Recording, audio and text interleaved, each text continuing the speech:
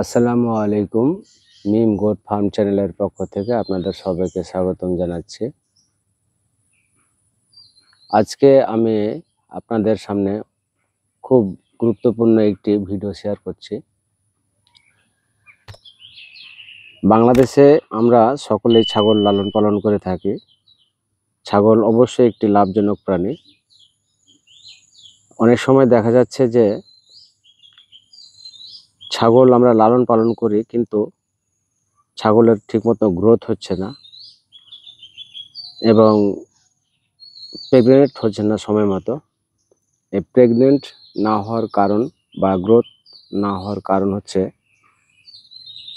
যে ঠিকমতো আমরা কৃমিনাশক করাচ্ছি না, এবং যদিও করাই কিভাবে করাতে হবে, কখন করাতে হবে, কতদিন পর পর করাতে হবে, এগুলো আমরা অনেকেই জানি না। তা আমার এই ভিডিওটির মাধ্যমে আপনারা জানতে পারবেন কতদিন পর পর কৃমিনাশক করাতে হয় এবং কিভাবে করাবেন। তা আমার এই ভিডিওটি যদি ভালো লেগে থাকে তাহলে অবশ্যই আমার ভিডিওটিকে লাইক এবং বেশি বেশি শেয়ার করে অন্যকে দেখার সুযোগ করে দিবেন। আমার হাতে এখন এটি দেখতে পাচ্ছেন আপনারা, এটি হচ্ছে আইভারমেকটিন গ্রুপের, এটি হচ্ছে M18+ ভেট। এটি হচ্ছে আইভারমেকটিন বিপি অ্যান্ড ক্লোরোসিন ইউএসপি। তো এটি হলো আপনার যে পরজীবী ধ্বংসের ক্ষেত্রে অনেক একটি কার্যকরী এটি ওষুধ। এটি হচ্ছে ইনজেকশন জাতীয় ওষুধ। তো আপনারা এই ইনজেকশন জাতীয় ওষুধটি কখন করবেন এবং কিভাবে করবেন আমি এই ভিডিওর মাঝে তুলে ধরবো। তো আমার এই ভিডিওটি যদি ভালো লেগে থাকে তাহলে অবশ্যই আমার ভিডিওতে একটি লাইক দিবেন, এবং আমার চ্যানেলে যদি নতুন হয়ে থাকেন তাহলে অবশ্যই আমার চ্যানেলটি সাবস্ক্রাইব করবেন এবং পাশের বেল আইকনটা অন করে রাখবেন। তা এখানে আপনারা একটু নিয়মগুলি মনোযোগ দিয়ে শুনবেন, এবং আপনারা যখন এটি করবেন তখন এর ভিতরে একটি কাগজ আছে, সেটি আপনারা ভালো করে পড়ে নেবেন।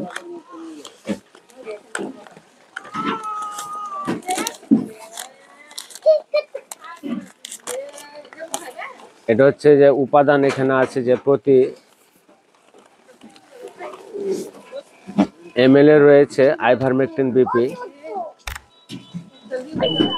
10 মিলিগ্রাম ও ক্লোরোসিন ইউএসপি 100 মিলিগ্রাম।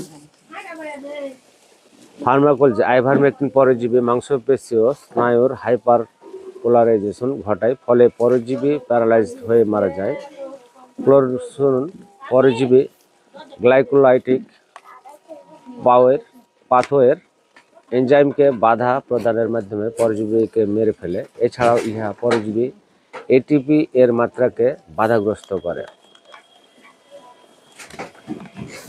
নির্দেশনা: M18+ পশুর বহিঃপরজীবী ও অন্তঃপরজীবীর চিকিৎসা ও প্রতিরোধে নির্দেশিত। M18+ পশুর হাম্পোসর এর চিকিৎসা ও প্রতিরোধেও নির্দেশিত। আর এটির প্রয়োগ মাত্রা হচ্ছে যে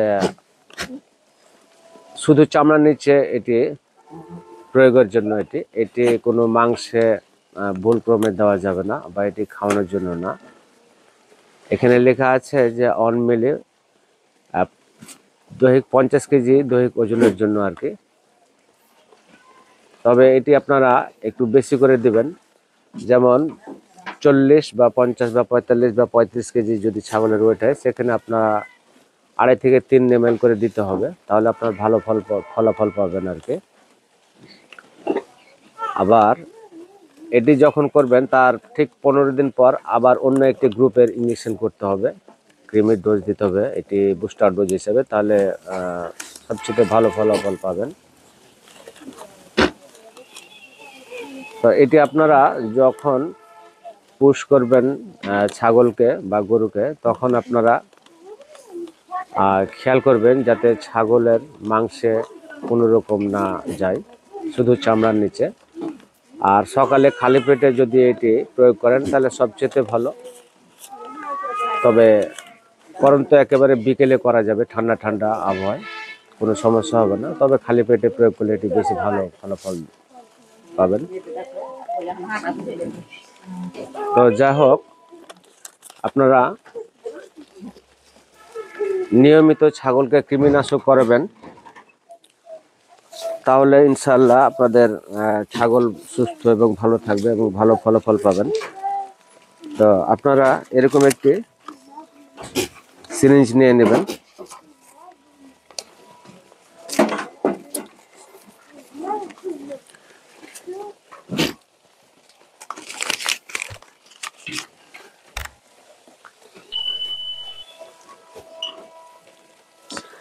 এটি কিন্তু খুব একটা আঠালো পানি জাতীয় ওষুধ, ইঞ্জেকশন আর কি, খুবই আঠা এটি।